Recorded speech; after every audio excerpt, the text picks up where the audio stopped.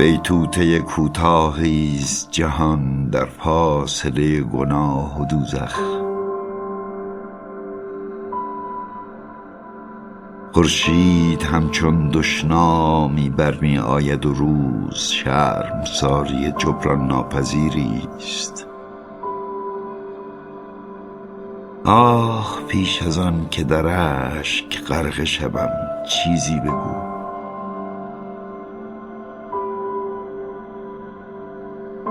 درخت جهل معصیت بار نیاکان است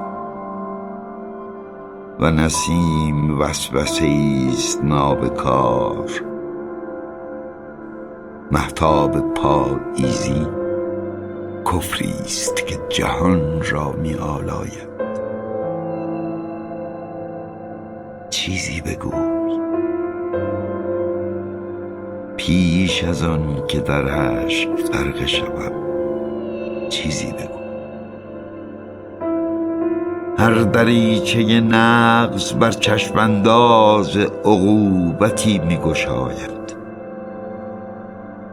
عشق رطوبت چندش انگیز پلشتی است و آسمان سرپناهی تا به خاک بنشینی و بر سرنوشت خویش گریه ساز کنی.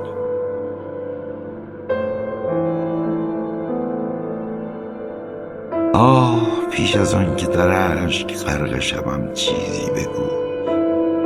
هرچه باشد.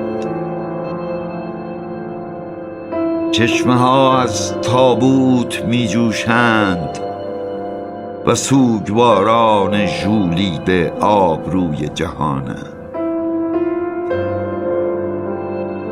عصمت به آینه مفروش که فاجران نیازمند ترانند.